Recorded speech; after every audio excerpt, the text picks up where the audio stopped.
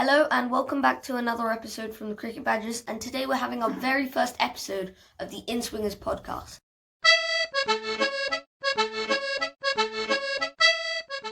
Joining me is my partner on this channel, Adit, and I'm Adit as well, so we have the same name. And today we're going to be talking about many different issues to do with cricket, and the first one is coronavirus in cricket. So what do you think about this, Adit? So the England and Wales Cricket Board hoped that the international cricket would resume on July the 8th. This is because England will be hosting the West Indies in their rearranged Test series, and domestic cricket is altogether less clear because any matches that can be played in the 2020 season seem almost certain to be played behind closed doors. The ECB is discussing right now how women's cricket could proceed with England due to host India and South Africa.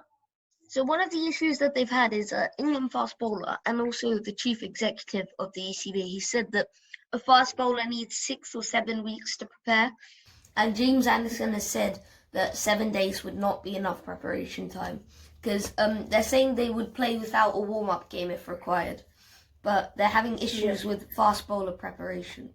Also, former England batsman Kevin Peterson feels like, I'm quoting him, empty stadium or not, cricket must be played. This is because he feels like they will have to deal with playing in empty stadiums until there's a vaccine for COVID-19. I think a lot of people would prefer to just watch rather than have no cricket. Exactly. Like sportsmen, he said that sportsmen have to deal with it. So what if crowds are not there? Crowds may not be in person, but broadcasting numbers will be massive. Some sportsmen are in the prime of their life. Why should they not be playing?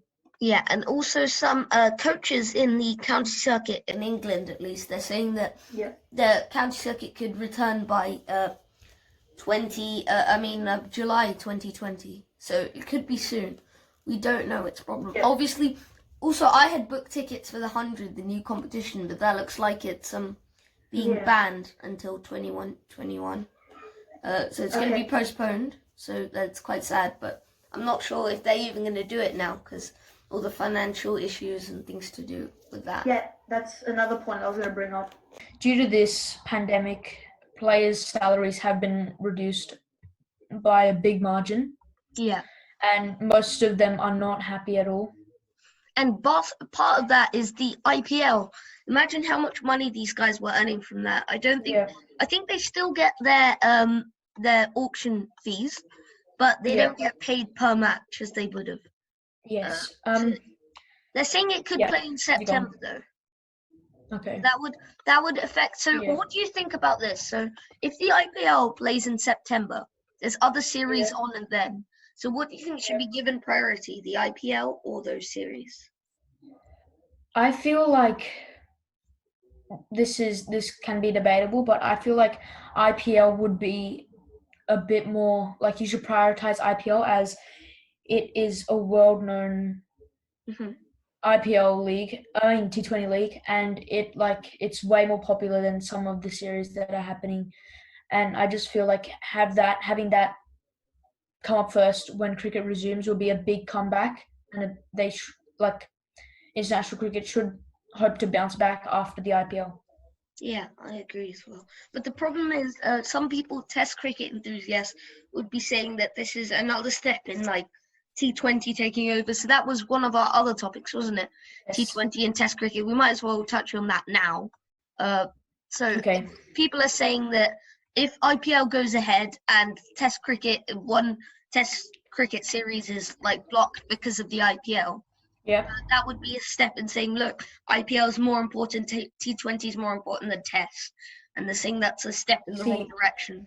Yeah, see, that's where people that are saying this is wrong, as you need money, because without the money from IPL, Test cricket would not survive, because that's the amount of the salary that they have to pay the players for being out there 5 days in a row, just standing out there in the hot sun, is not enough for the amount of people actually ending up watching the game. I think it's important, that money as well. And also that's why the ICC wants the T20 World Cup to go on. If it doesn't go on, that could be a massive loss for the ICC. and all the countries that are involved as well. It could be a massive loss.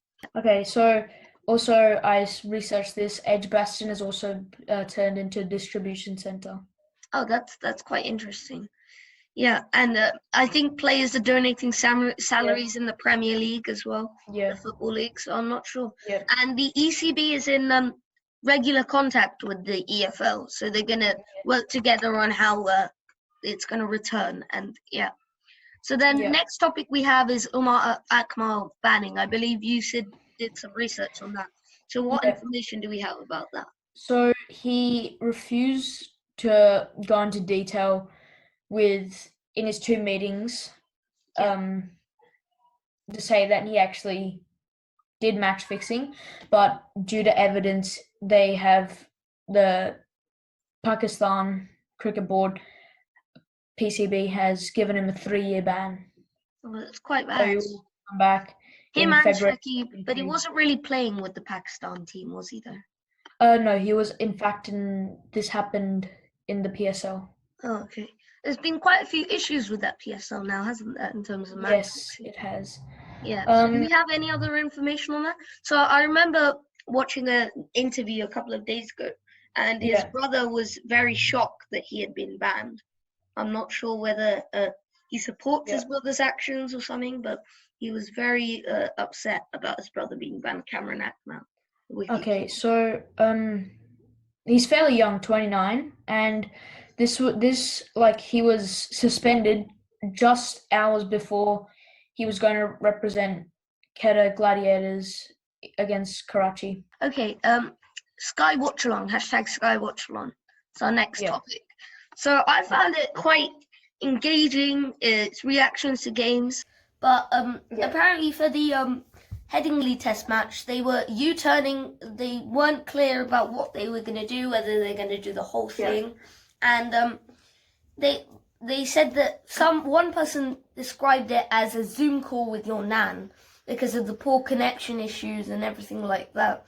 And they just said it was terrible. And I was watching one yesterday, and there were connection issues. Like Michael Vaughan was speaking, and then he was logging off, and then it was disconnecting and things like that. So I'm surprised. I would have thought Sky would have supplied all this Wi-Fi and everything. They would have got better stuff. Yeah. And the video camera, I expected to be better as well. What do you think about that? So I've paused this video on this beautiful frame just to make a quick announcement. So on Sunday the 17th of May, we will be doing a live cricket quiz, and make sure to attend at 2 p.m. BST or whatever time that is in your time zone, as it'll be a great afternoon of fun. So make sure to attend, and back to the video. I feel like it's a good idea. It's a good idea. It's a good idea, but it's a good and a bad idea at the same time, because Wi-Fi is never expected to be that good. And I think they should get like studio people from Sky to implement some Wi-Fi and stuff. That might be difficult in the lockdown as well, but I think it's a good idea. If they improve the quality, then it could be something good. So next topic. Okay, game changing over time. Yeah. So poor Test cricket schedule. So you wanted to talk about this. What do you think? Okay, so I feel like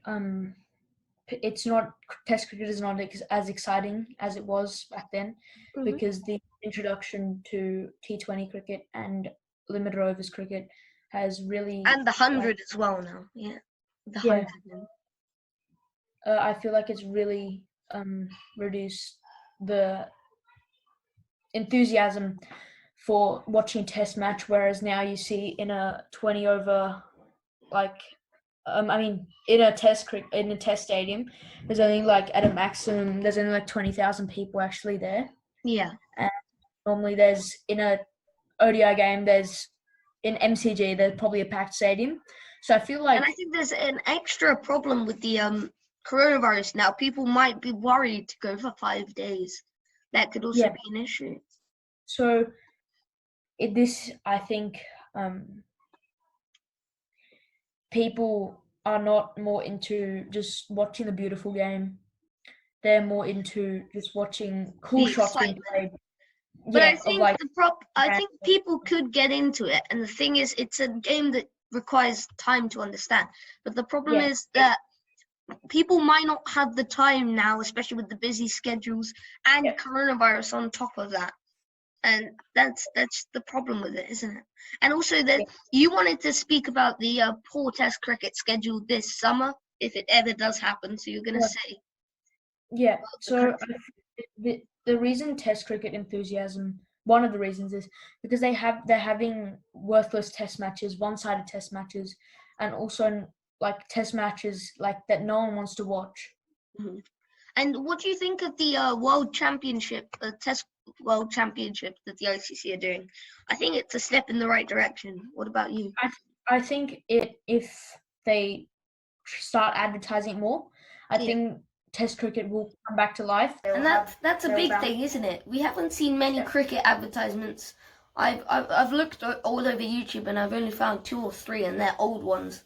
I've never seen a recent cricket advertisement just for the actual sport. I think back in Australia they see Like if you look at football, you see like La Liga adverts, all the adverts for all the leagues, but you don't, do you?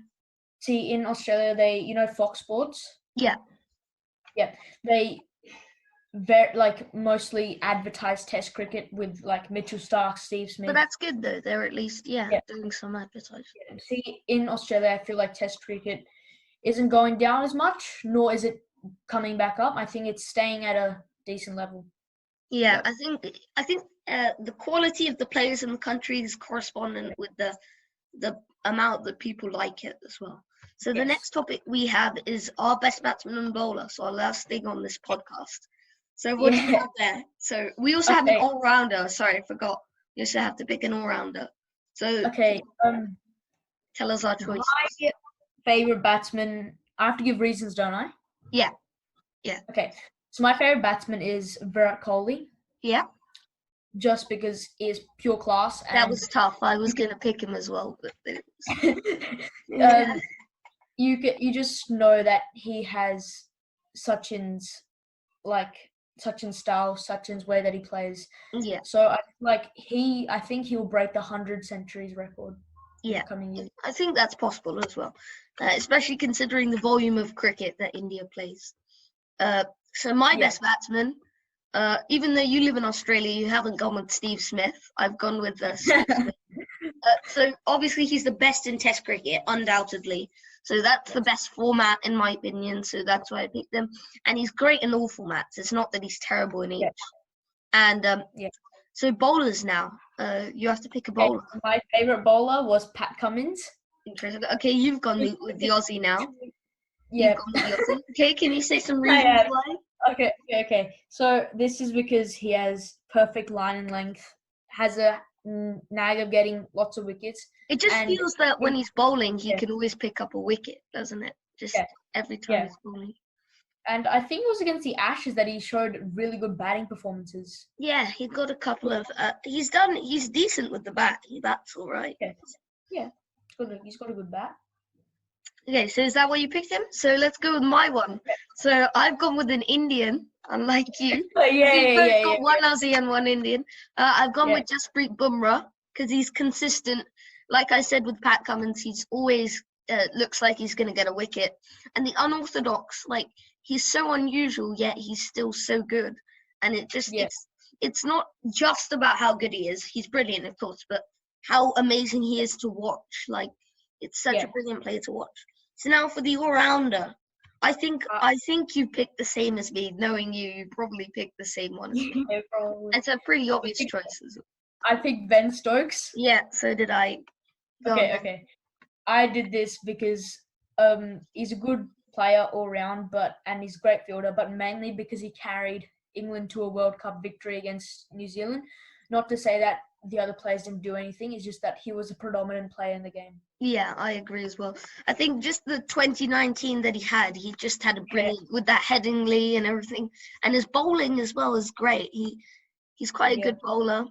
If he was just a batsman, he could be top 5 batsman, but his bowling as well just is another level. I think he more used to be a batsman and a bowler at the same, but now he's he's open ma- experience. yeah, he's mainly becoming more of a batsman now, less of a bowler, but Yeah. that added element as well is quite useful.